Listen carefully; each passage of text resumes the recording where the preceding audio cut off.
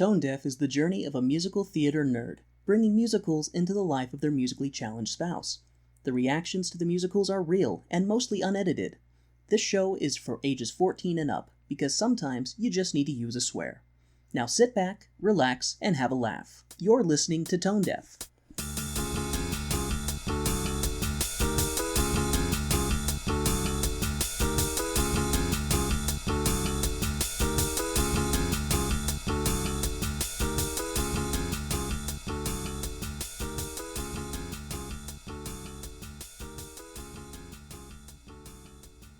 Welcome to Tone Deaf, a theater nerd's guide for their musically challenged spouse.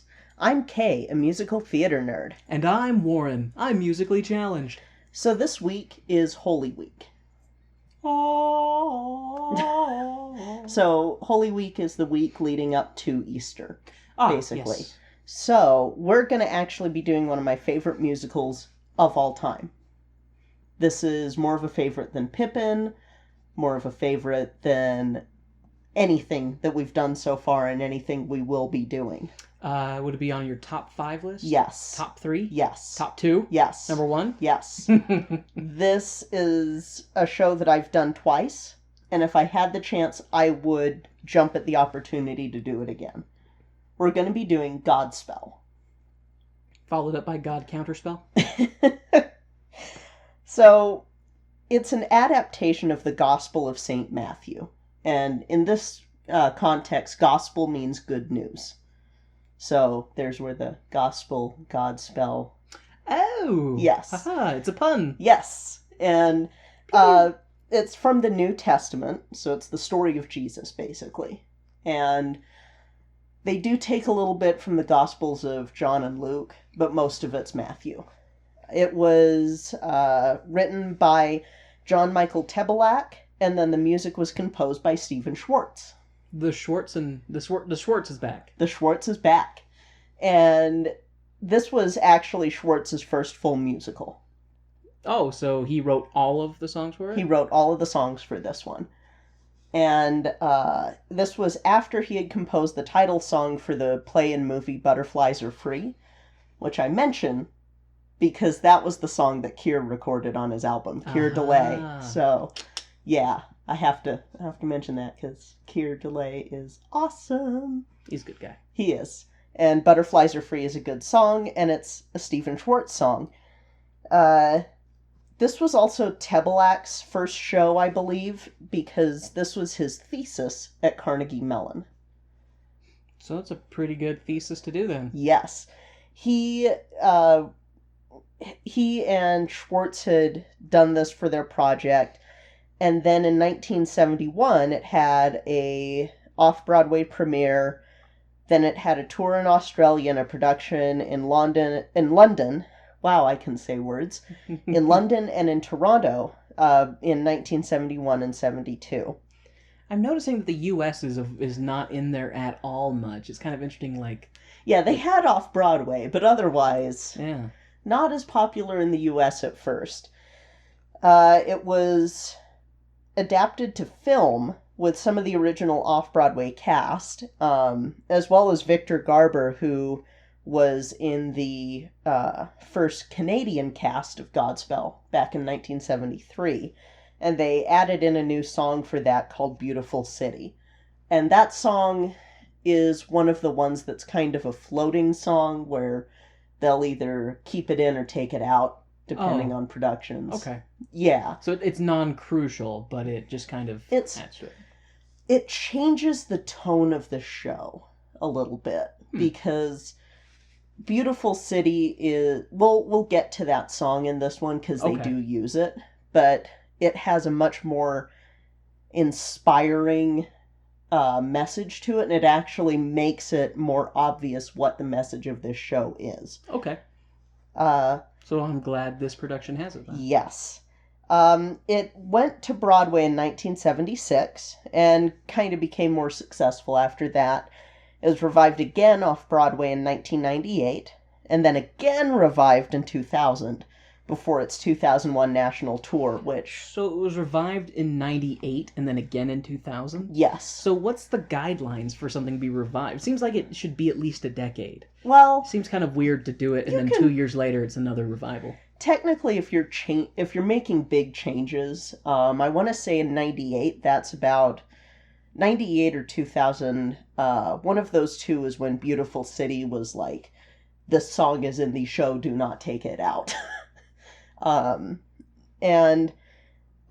There's like as long as you're making changes, it can be counted as a revival. So theoretically, someone could do a revival every year if, like, the show if wasn't doing really well. And then, to. Oh, okay.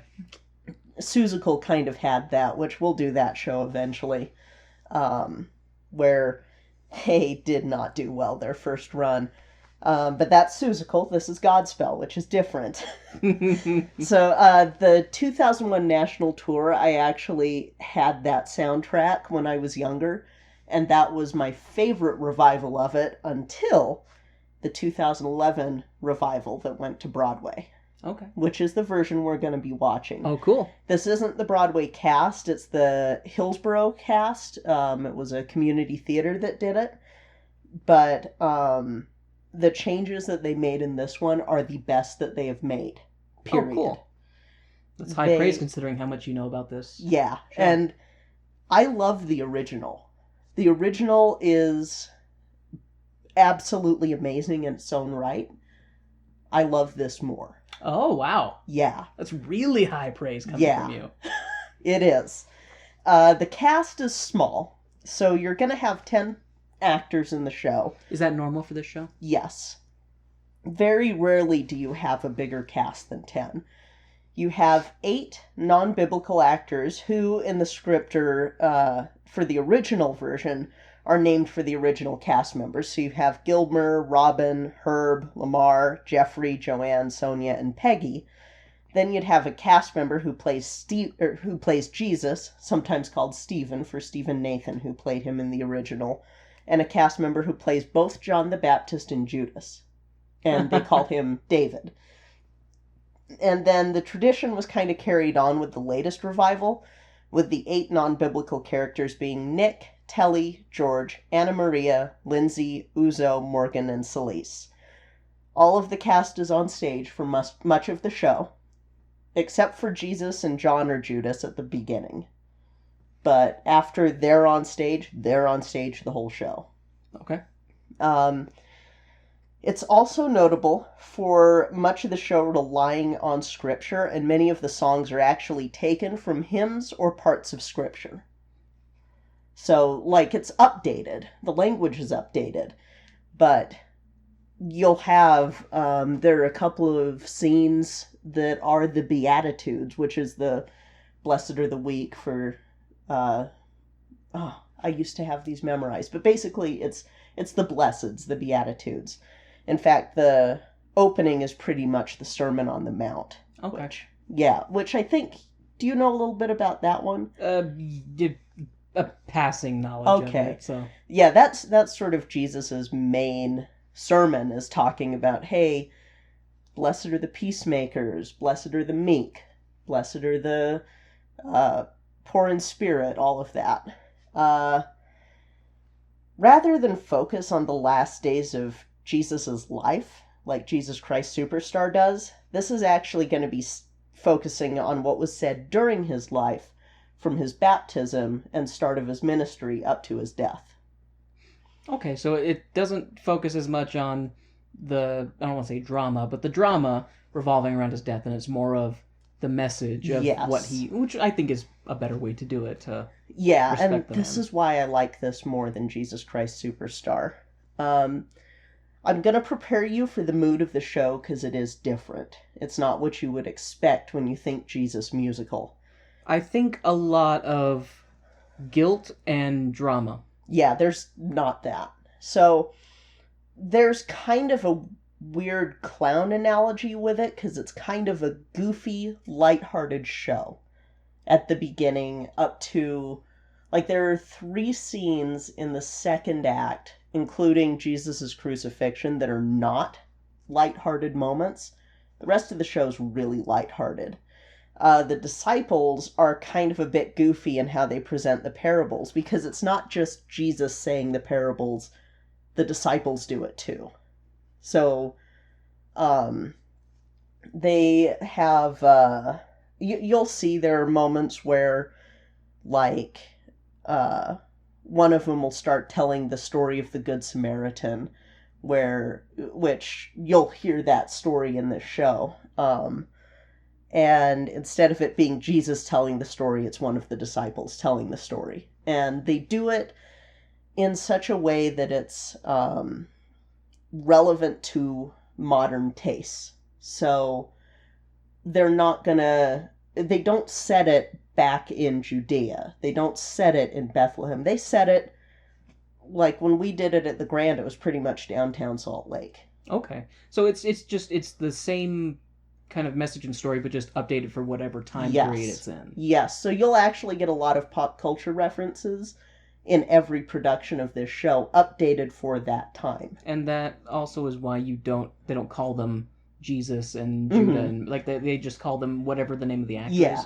Except for Jesus. Jesus does get called Jesus. Jesus is still Jesus. Okay. But in the script, they'll have him written as Stephen sometimes, but he's the only one that really gets called Jesus. And yeah, it's kind of interesting too, because in making it relevant to popular culture, it's very similar to how these parables would have been told at the time that they were being told, because that was kind of, it's more effective to frame things in a way that's more accessible to you. Like, if I was to tell you the parable of the Good Samaritan and you had no context of the background of how the Samaritans were considered compared to their contemporaries in Bethlehem and around them, you wouldn't know that a Samaritan's an unclean person. But they kind of... that one, I guess, isn't a very good example for this show, because they do still call them a Samaritan in it, but the Good Samaritan is the good guy in the show, in that parable. And so they'll do that sort of stuff. I'm kind of rambling a little bit Bible-wise, but... You're fine, and I'm tempted to ask a question, but I think it will just showcase my ignorance about the Old Testament. What's up? Is a Samaritan someone who's from Sodom? No. Okay. They would be... Oh gosh, I used to remember the whole history. That's okay, because it's not relevant. Yeah, it's not relevant to the story that we're telling. but I have squirrel brain. So You're hey, fine. What's this thought? Chase this thought. I'm actually, speaking of the goofiness and the parables and everything, I'm going to do a direct quote from Stephen Schwartz regarding what's considered the clown analogy in Godspell. This is from his notes from the script. There are often misconceptions about the concept of the clown analogy in Godspell. For instance, sometimes cast members are thought to be hippies or flower children. The concept was derived by John Michael Tebelak from a book by Harvey Cox, a professor at Harvard Divinity School, entitled A Feast of Fools. So he's not just being like, oh, let's just make them this way. It's still... I'm trying to say the words, but sometimes my English fails me. But it makes it more relevant to now. And in this, they're not going to be hippies in this production because they're updating it for a 2000 teens audience. So they're going to be dressed in very casual clothes. There's still the humor, but they will make reference to things that happened now rather than back in the 60s or back in 33 AD or so on and so forth. It has had some controversy, mostly with the flower child clown portrayal of characters, as well as its ending. Oh. Yes. Okay. Because... Is it because they spoil the Bible? Well, no. They don't focus on the dogma of the show. Or not of the show, of the Bible and of Christianity. Instead, we're going to be focusing on the message. So... Lay gasp! Yeah, it focuses on the root. The message of the show is love and caring for your fellow man. And you don't have Jesus as this elevated figure in Godspell. Jesus is your best friend. Jesus is a more down-to-earth individual. And in having the disciples also telling the story, it puts them on the same playing field as Jesus, where it's like, yeah, we're all companions.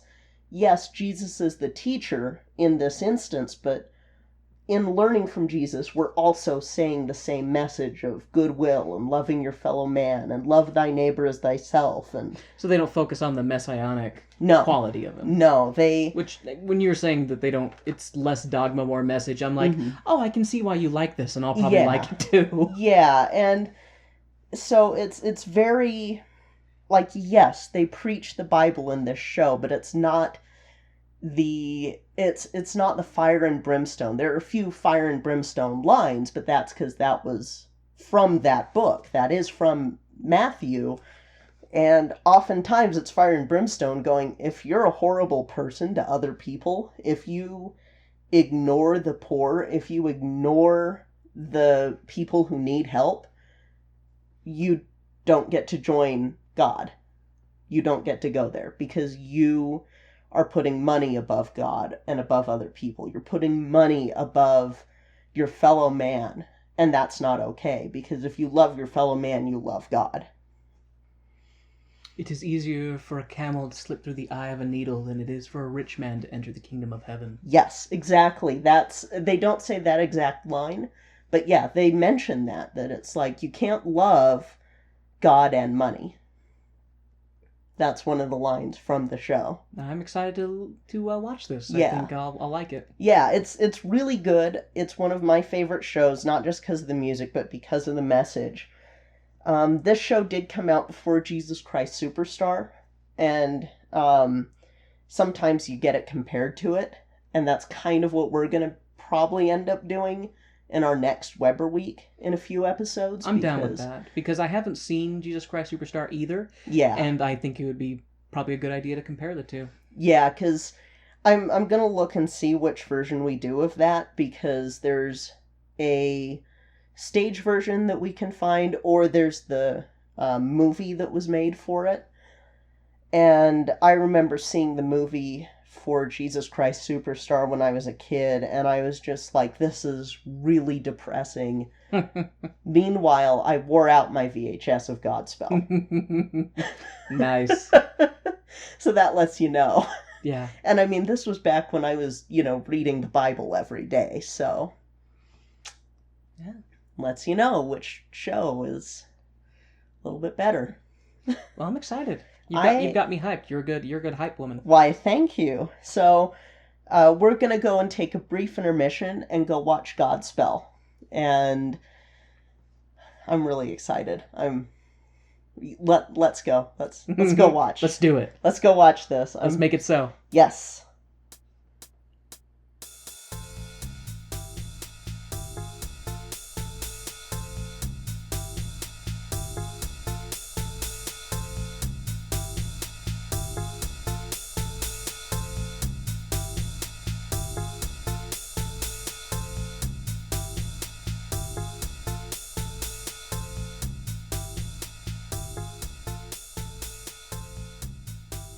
All right, Warren. It's time for the best part of every intermission. Getting snacks that we can't bring back into the theater? Even better.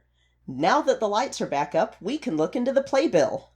This week we have some exciting news with our Patreon sponsors. Our alpha sponsor, Jasmine Wu, is now joined by Bianucci. We have 2 sponsors, Kay. Sweet. This is super exciting. I can't believe that we have 2 sponsors already on our show, and thank you guys so much for contributing to our show. We greatly, truly, truly appreciate it, and we can't thank you enough. Thank you truly from the bottom of our hearts. Seriously, guys, thank you so much.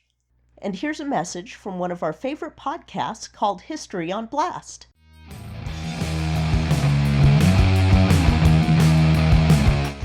and welcome to History on Blast. I'm Hillary, and I'll be your host as we call out history. Every other week, we'll be putting a different person, place, time, or event on blast for the shit that they pulled. This ain't your grandpa's history podcast, so if this sounds like your cup of harbor tea, be sure to subscribe on your favorite podcast catcher.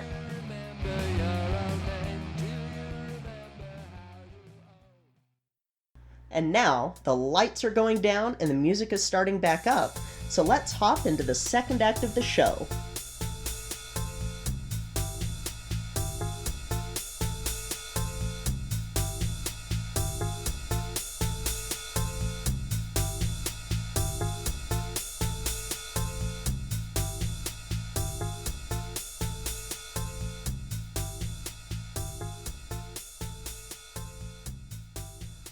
Alright, so what'd you think? Prepare thee for my response. Prepare thee for my response. So I liked it as a musical. I am actually very, very conflicted with this. And I was thinking about... I was kind of silent after this was over because I knew we had to come in here and record, and I'm trying to think very much about what to say because this is a musical theater podcast, and I should give my opinion in the context of musical theater and not on my personal feelings regarding certain things. Yeah, specifically in this case, religion. But I feel like in order to, because I feel like this is going to be really short unless I elaborate at least a little bit. Because I did not take very many notes on this. I took the least amount of notes that I've taken. I noticed. I was kind of like, ooh. So it wasn't like bad. So a brief synopsis of my religious experience is that I was not raised with any religion. Both my parents were raised pretty devout in a type of Christianity, but by the time I was born, they had both had a crisis of faith and were no longer practicing. And when I was being raised, I was kind of raised with Christian values, but no Christian dogma. Yeah. No stories, no church, no Bible readings, nothing, but I was raised with the overall be a good person, and I was not even raised with be a good person because God is watching. I was raised with be a good person because it's the right thing to do. Yeah. And I do have some issues with stuff in Christianity, specifically the needing to be saved aspect of it. So while watching this, I really, really appreciate the morals. I really appreciate the be a good person, love thy neighbor, love thyself, do good deeds without expecting reward, do good deeds without flaunting that you're doing good deeds. I love the one sentence summary of Christianity is don't be a douchebag. Yes. And I really appreciate that message. Just don't be a douchebag. And I kind of feel like I really like that without the fluff of the dogma and the fluff of the rituals and all of that stuff. So I really did enjoy the musical, but it definitely invoked some emotional responses from me. Yeah. Which I feel like it's supposed to. Yeah.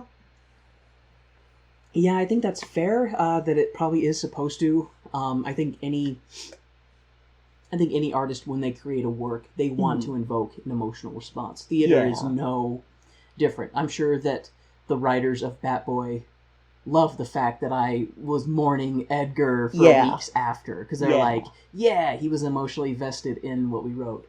So it's true, and I'm trying really hard to, I'm just really trying hard to formulate my true feelings about the show. Because overall, as a musical, I really, really enjoyed it. When compared to other musicals we've done, it's not my favorite. Yeah, and which is fair. And I think that's just because of my personal issues with the commercialization of corporate religion. That's the synopsis of it. So, to clarify, if you're religious, that's totally fine. I'm not saying that you suck or anything like that. I'm just, if it works for you, that's great. I just hope that whatever religion you follow the tenets of love, and not necessarily all the dogma that goes with it, because I do feel like that's where I get my hang up regarding that. That being said, I have 8 notes about this show, and it stopped before we got halfway through the first half, just because partly they're just going through religious lessons in music, and not even in the same way that Joseph did. Joseph was telling a story. He's telling the story of Joseph, and I guess this is really just Jesus's Sermon on the Mountain, or Sermon on the Sermon on the Hill. It's a collection of Jesus's sermons, because that's kind of what the Book of Matthew was. Book of Matthew was more the sermons. Book of Mark had, I'm trying to remember with Mark, Luke was more the miracles. So Matthew is more the message, rather than the, hey, look all the cool things that Jesus did. It was more of, hey, this is what Jesus said to do. Because if you take it as the context of Jesus being a rabbi, then a lot of the lessons are like, oh, okay, well, these are lessons he was trying to tell to other Jewish people to be a good person, rather than... And the thing was, Jesus was very counterculture for his time, because the Old Testament is an eye for an eye. It is very much, if a man cuts off your hand, you're allowed to cut off his hand. It was very vengeful in a lot of ways, and Jesus was very counterculture to that, in that he was like, no, we need to be loving, we need to be forgiving, because being in loving and forgiving does more for the world than, an eye for an eye. And there's a lot of, there's a lot of peaceful protesting. Like if a man in authority asks you to go a mile with him, go with him too. That's a way to be protesting the Romans in a way. Same as if a man slaps you on the cheek, turn the other one, because they can't do that. You're supposed to react, and if you don't react, then they can't hurt you again, because it's unprovoked. Yeah. And so it's all, if you think of it historically like that, then a lot of the just basic sermons and stuff makes a little bit more sense for the time. And I mentioned it during the show, but this wasn't really written by Christian writers either, because Stephen Schwartz is Jewish. And he's the one who wrote most of the music. I'm pretty sure Mike Tebelak, if he was Christian, he wasn't the mainstream at the time for the 60s and 70s, which was still pretty judgmental, more so than today. That's where, pre-Vatican II and everything. And well, I appreciate the tone of the musical. I absolutely appreciate the tone of the musical, because it's more about the lessons and the morals and being a good person more than it is focusing on the death of Jesus. Jesus Christ Superstar, you are probably not going to like at all. That's okay. We need to watch it. I don't like it either. We need to watch it. And because that's an aspect of Christianity that I really don't respect, is the emotional manipulation regarding the death and how much they try to guilt you into believing. Sorry, I feel bad because this is, I'm looking at my notes, and I'm even though I have 8 notes, I don't really feel like I can use any of them. I feel like what I can say about this is that I liked the actors, I liked the performance, I liked the way that they tried to do a lighthearted, I liked the way that everybody was kind of silly, and everybody was participating in every scenario, so every situation, like you had people who would be the bad guy in this scenario, and then the very next scenario they'd be the victim, and it was just a great way of showing these stories and kind of having the people act them out, and then the Jesus actor would come through and just kind of explain it. Here is what this means. Yeah. And the way it was done, it was very well done. It was entertaining, and the songs were definitely catchy. I know I've heard a song or two of this that you'll play every now and then in the car, and so I had that very small knowing of it from before. But you know, and I definitely appreciate every parable regarding, you know, you can't love God and money. Yeah. You can't be a wealthy person who hoards resources and be a you know, be in service of God. Like, by being in service of God, you're helping others. If you have a lot, you need to help others with it. That's how you serve God.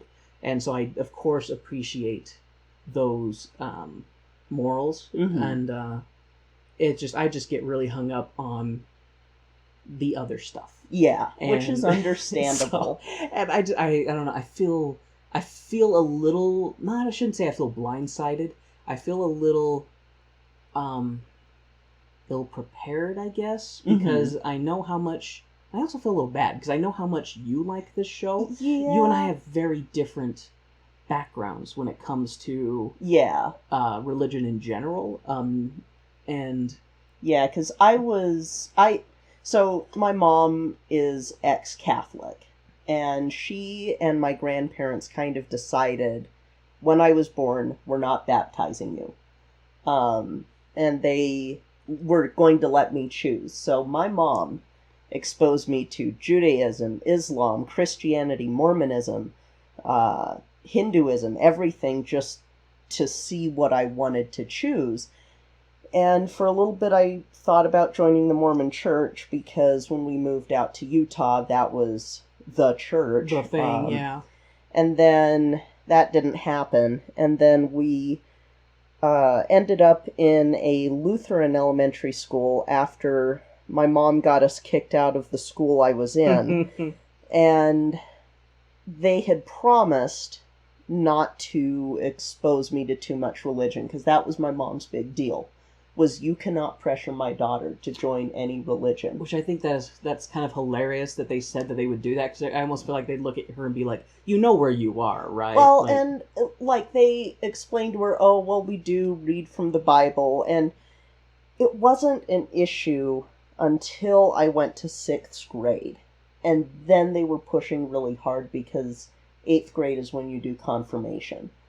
And I did not tell my mom how hard they were pushing, because I remembered... You remembered the mama bear. I remembered that she's a mama bear. And so I kind of converted myself out of survival.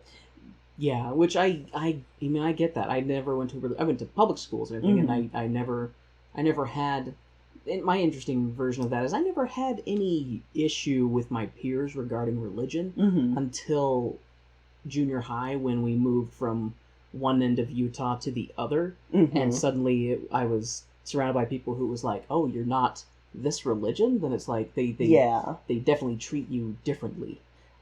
Didn't matter, you know, what kind of person you were. If you weren't part of this particular religion, you were lesser than. Yeah. And so that was kind of when I got my ingraining of a distaste for organized religion. Well, and that was the thing, too, is that it wasn't until junior high that I started getting exposed to the dogma. Because when you're a kid, they expose you more to the parables and the sermons of be a good person, do this, do that. Once you hit 6th grade, you're having to learn the Nicene Creed, the Apostles' Creed, the Lord's Prayer, books of the Bible, like having those memorized, depending on which synod of Lutheranism and which form of Christianity you're in. And I struggled, too, because my mom had exposed me to so much that I was getting wires crossed in my theology class. So it would be, well, you know, what's the Holy Trinity? And I'm going, well, there's God the Father and the Holy Spirit, but they're three separate people, which is a tenet, I want to say, with Mormonism. But in Lutheranism, they're the same person. Just aspects of the same person. Yeah. And it's the dogma just was my hang-up, but I kept trying so hard, and it honestly got really... I want to say that this show is one of the only holdovers of dogmatic Christianity, if you can even call it that, because the most dogmatic it gets is trying to be as verbatim for some of Jesus' sermons as it can be, because you don't want to piss off the people who are going to be coming to see it. Yeah, which is true. But, like, starting in freshman year of high school, that was when I started realizing I was not straight. And this show was the only holdover because it was one of the only things that wasn't saying, you're not worthy because you're not straight. Because they never say that once. Mm-hmm. They say, hey, be a good person. Don't be a jerk. Love Jesus if you want. But really, just don't be a jerk. Often it sounded like love, like the tone, the thing I often got from it is it was like, love Jesus or else. Like, yeah, love God which or else. Is and that's kind of thing that always makes me laugh a little bit. But that is the verbatim stuff, because you've got to remember, this was old Judaism. Yeah. So, because Jesus was a rabbi. I'm sorry, he was. Even if he's the Son of God, you can still be a rabbi. They're a teacher. If Jesus is a teacher, mm-hmm. just, accept that part too. Don't just say, oh, he was a miracle worker.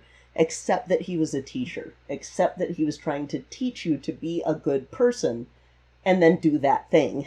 Well, it almost very much feels like Jesus was a revolutionary within his own church, which you see, you've seen that throughout the history of Christianity. Mm-hmm. Because it starts with Catholicism in the Christian bubble, and from there you get the Puritans, Lutherans, every single splintering is just a different version of Christianity that goes, yeah, we believe in this except for A, B, C, and D.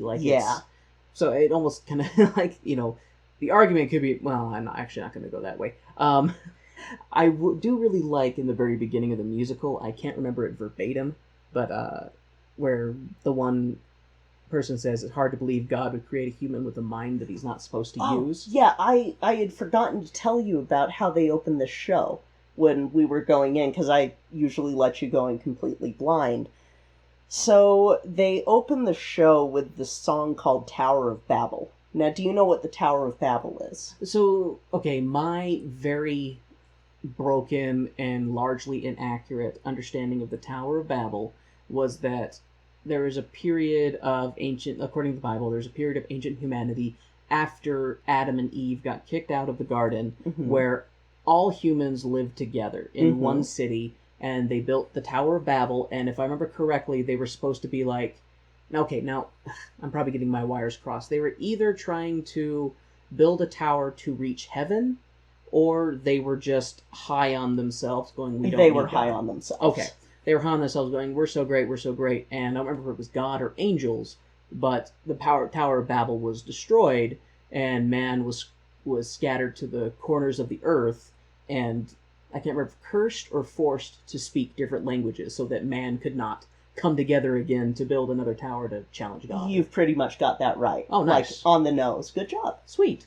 So, yeah, that's what that's supposed to be. And then John the Baptist coming in and saying, prepare ye the way for the Lord, is sort of the unification there of, hey, let's all be one people. Let's all get ready. And then he kind of goes fire and brimstone because that's the time. And that's a bit of the Old Testament. The Old Testament is fire and brimstone, because the God of the Old Testament is very wrathful. Like, yes. Just very not a nice God. Mm-hmm. And I have that in my notes. It starts out with babble, babble, babble, babble. I can't hear a lot of what they're saying because it's just going babble over each other until they start getting more into the musical. But then they're doing prepare ye the way for the Lord. And I'm like, how much preparing does the Lord need? Because they do that for a while. And then they have multiple parts where Jesus is telling them, oh, be good to your brother, because otherwise you won't receive, your reward in heaven. And so I had it down there. I was like, forgive your brothers, or else. Because that's often, I don't know, I dislike that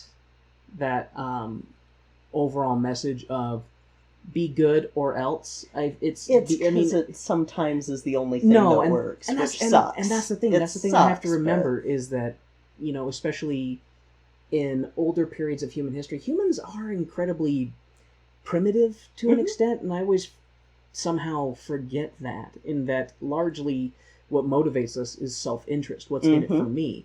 So I guess I would rather have people who are being good because they're thinking to themselves, I'll get mine later, rather than people who are just being terrible all the time. It's an imperfect way, but I'd rather it be imperfect than completely broken. Exactly, and there's no such thing as perfection. There's no such thing as perfection. That's true. Perfection is an ideal to aspire to. And then the song "Day by Day," what's it? Day by day. Yeah, day by day. Let's talk about see thee more clearly, to love thee more dearly, and to follow thee more nearly, right? And of course, with my emotional damage, I'm like, yeah, I need to see you more clearly before I can do the other two. So... What's interesting about that song, little side tangent, is that was like a chart topper for a while when it first came out. Yeah. My mom actually hates that song because it was on the radio all the time. But she was like, oh, well, you sang it, so I guess it's better now when you sing it, but no other time. It's funny, your mom and I have that same opinion of it. A song that I might not like, if you sing it, I'm like, okay, I like it right now. Yeah. And then I did really like the line, do not make show of your religion before men, or you will receive no reward. I did really like that. I don't know, that's the thing, I really like a lot of the stuff in this musical with just, for Christ's sake, be a good person. Exactly. Just 'cause. You don't need to flaunt anything in front of other people. Yeah. Do good things without expecting reward. Do good things without wanting people to see you do good things. Because it honestly does kind of take away from the good deed if you're just turning around and... Oh my god, that actually reminds me, we've been watching the show Lucifer on Netflix, and there is actually an episode in that where Lucifer is getting high on doing good deeds for people, and he keeps trying to do other good deeds in order to get that feeling of I'm helping people, this feels good for me, and then he's it doesn't feel the same good, there must be something wrong with what these people, because I'm not feeling as good as I was. Yeah. And it does kind of make me think of that a little bit. Don't make a show of the good things you're doing, y'all. Yeah. Don't do that. And then, of course, I think I touched on this before, but no man can serve God and love money. Hint, hint, hint, hint. So, I could preach that parable all day long. I did laugh at how... Normally, their parable of the rich man and Lazarus, they just have it be a rich man and then Lazarus. But as I had said before we started this episode, they do a lot of pop culture in various productions of this show. To make it culturally relevant. It just warmed the cockles of my heart when they made Trump be the rich man that went to hell. Objectively speaking, if you build giant towers and plaster your name on it, that seems like right out of the Old Testament. Yeah, I don't like saying I'm black and I'm bi, so it's obvious where I am politically, actually. I thought it was because you were thinking, feeling human. That too. And, I don't even know what I am religiously anymore because I don't practice anything. Spiritual, non-religious. Yeah. I don't practice anything other than don't be a jerk to other people. And when you can afford to help someone, But I learned the hard way, don't help someone out of your own means. Yeah, don't give more than you can. Yeah, because that was a total mess of high school. But it warmed the cockles of my heart that they were doing that, because you know that someone was mad. Absolutely. You know that someone was mad. Like, no, he's a good He's not. No, I'm sorry. That is the right opposite of Christianity. It's right there. You can't serve God and love money. Yeah, that's one of those things that, again, I love about Godspell, because, and you'll see it with Jesus Christ Superstar, they do not focus on the messages at all. It's just all about the sacrifice. The sacrifice is only at the end, which is where it should be. And it's touched on very briefly. Yeah, I mean, because they have the one song with him, oh God, I'm bleeding, then oh God, I'm dying, oh God, I'm dead. And so they really just have one song. Because you do have the little bit of the build-up, because first you have, the Last Supper song where he's singing to them and then tells them, one of you will betray me. Mm-hmm. And then it did make me laugh when it's going through all of them. Is it me, Jesus? Is it me, Jesus? And then Judas stands up and they shine a spotlight on him. Mm-hmm. Is it me, Jesus? And it was like...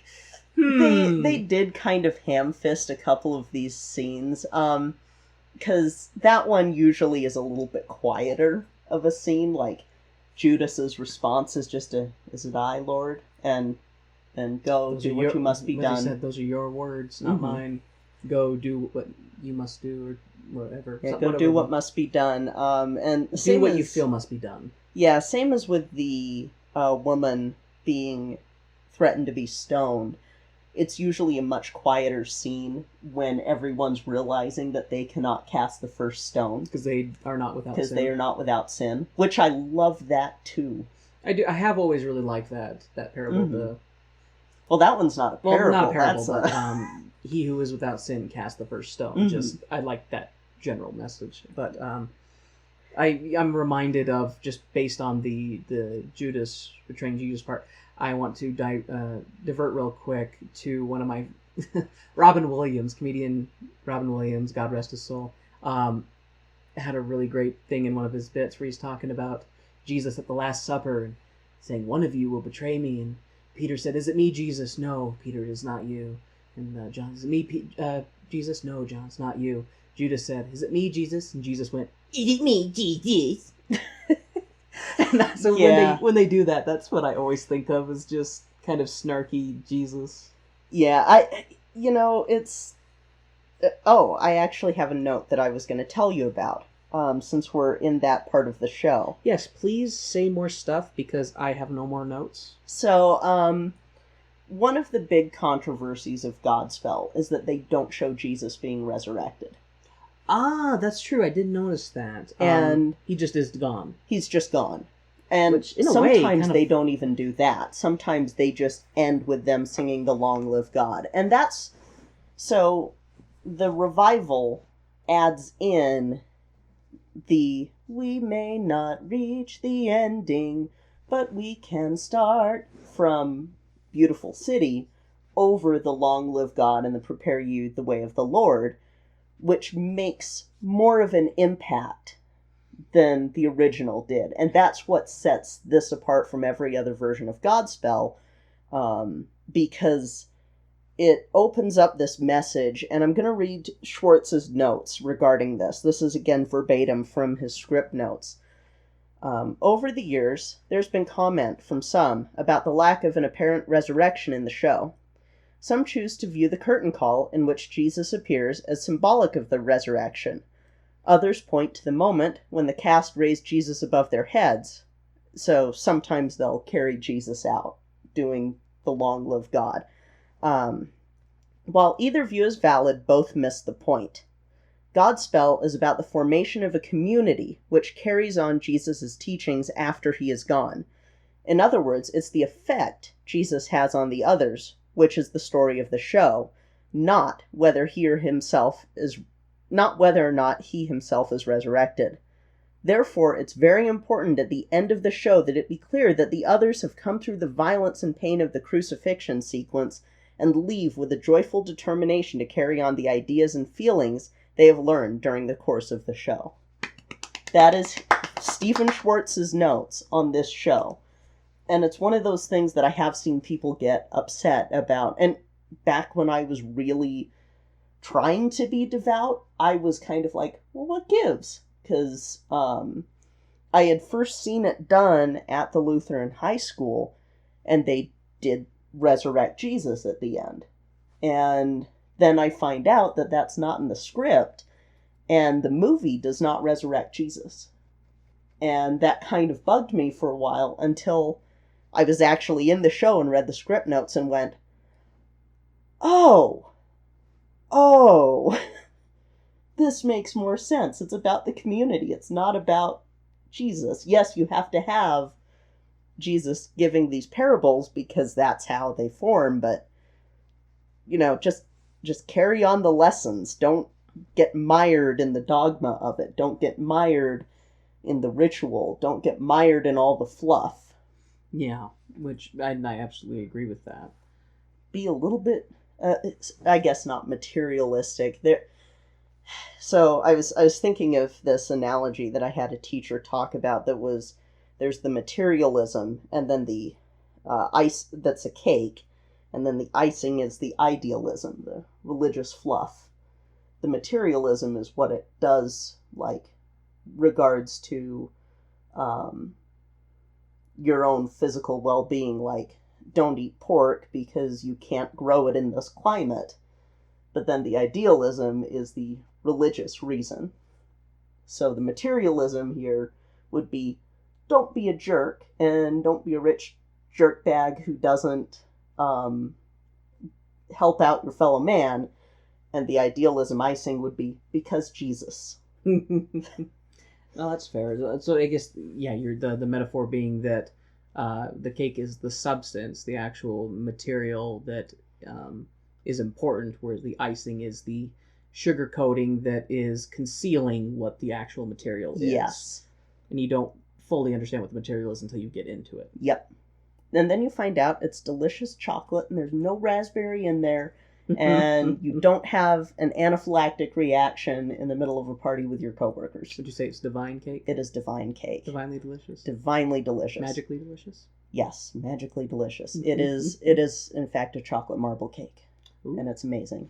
Now everybody listening wants cake. My work here is done. Smoke screen. So I do want to apologize to anybody listening who might take offense to things that are being said. It is not intended for it to cause offense regarding, and because of course religion is an incredibly touchy subject because it tugs at our soul and our emotional heartstrings very deeply for some. I mean, people who are very devout are very devout and they believe with their whole heart, and when they hear someone else say that they don't necessarily agree, it can be hard to interpret that as not interpret that as being told, well, you're wrong and you're dumb for thinking this way. That's not at all what I'm trying to convey. Kay and I, while neither one of us are practicing, we both strive to be the best humans that we can be and to treat our fellow man the best way we can in the way that we would like to be treated, and to help others when we can. And it's one of those things that we don't feel like basic human decency requires a supernatural pretense in order to do it. Which is why I get so, I guess, emotionally charged is the word regarding this subject material. So hopefully this episode, if you've been listening for a while, hopefully this episode doesn't make you hate us and not want to listen anymore, because we do appreciate you listening and supporting this podcast, and we would prefer that people can have a difference of opinion but still find mutual enjoyment in things without having to agree upon everything all the time. Hopefully that made sense and wasn't just a bunch of rambling. It made sense to me. And again, remember, like Warren's saying, we all have different upbringings. We all have we all are walking different paths right now. And so it's okay if you don't agree with us on this. It's okay. I mean, we don't agree on where this musical is placed on our list. Yeah, absolutely. This is Kay's top of her list, and for me, while I enjoyed it, I wouldn't say it's, out of the ones we've done, it's not even in my top 5. Yeah. Well, I don't know. Not top 3, but I mean, I enjoyed it, but yeah. Yeah, it's for me, if it's a show that's about religion that doesn't touch on the religion part too much, like the parts that made me go, oh, you guys are being exactly like what the religion is preaching against, then it's probably going to bump up there a little bit if it makes me feel nostalgic for when I was in 3rd grade, rather than make me feel like I was in 6th grade again.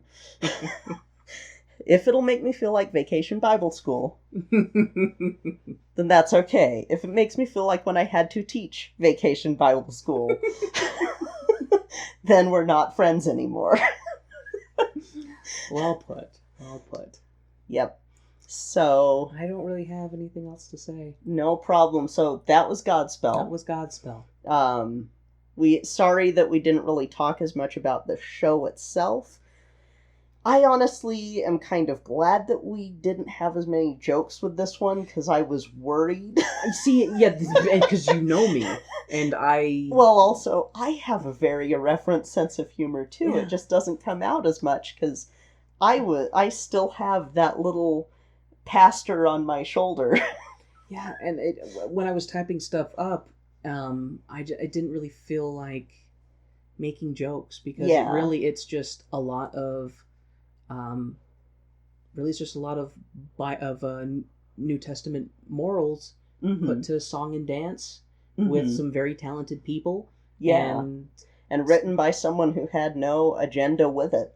Yeah, so it's I mean, really, a lot of people already know the story of the Bible regarding Jesus. So it's one of those things that I don't really feel like I could regale it that well. It's not I don't know. It's different than other musicals we've listened to. This is gonna sound kind of bizarre. I kind of put this in the way that it's done, almost on the same level as You're a Good Man, Charlie Brown. Yeah. So, but the difference being is Charlie Brown is a bunch of non-related things that are just it's squirrel, like going all along, while it's a bunch of interconnected stories strung together to try and teach some morals that results in Jesus dying at the end, spoiler alert. But then remember, that's not the focus. That's according not the to focus. Stephen Schwartz. Yeah, of course, that's not the focus. The community. But yeah, and so it's I don't know. It's difficult to. This is one that can't be like, for me. It's easy to rate because I have the. I mean, you were in it twice. I was in it twice, and I have the background for it, and it doesn't give me the same sort of visceral feeling that I get when I listen to Jesus Christ Superstar. I have been preparing for that one, by the way, because I've been trying to desensitize myself to the feelings that I feel with that show, so that I can sit with you and watch it and not. But we probably won't ever watch Jesus Christ Superstar again after we do that episode. I'm okay with that. This one I will show you the ones I was in. And I would like to see that. Yeah. I felt like it wouldn't be fair to have you watch a show I was in as one of our shows. I mean, it basically would have just been me going... It probably would have been the same, except for me going, but the parts you were in were really cute. But the parts you sang were great. Yeah, and I feel like it's not fair to do that, because I do have some tapes of productions I was in that shouldn't exist, but they do. That's some covert motherly figure. Oh no, this was not my mom. Oh, okay.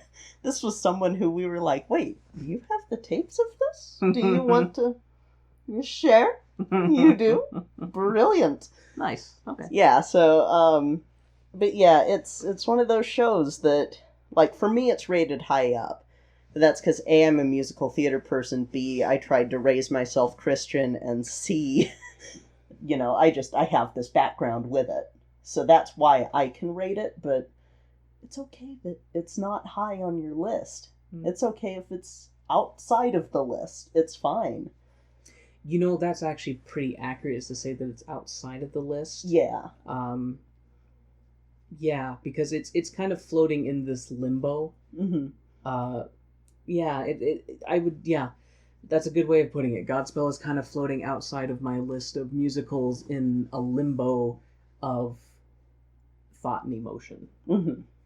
Which, they did their job. They did their job. So, like I said, that was Godspell. Kind of a non-traditional tone-deaf episode here for Easter week. But next week, we're going to be back to our usual fun and games, because we're going to be doing a modernized version of Romeo and Juliet. Oh, West Side Story. Yes. That's the only thing I really know about that other than cobras. No. There are no cobras in it. It's the name of one of the gangs, right? Oh boy. My brain is telling me that I heard that from somewhere. I'm gonna have to, look through every episode of Simpsons and Family Guy to see, because I do not know where you got the cobras. I don't know either. Okay, it's well... in my brain, though. Well, now you'll get to have that erased from your brain, and you'll see that snapping is very threatening. Na na na na, na na na na. This is spiking it into the red. Oh my gosh. Sorry about that. So yeah, next week we'll be back to fun and games with West Side Story. Thank you so much for listening. We truly hope you enjoyed this. Please follow us on Twitter at ToneDeafMusical and like, share, and subscribe.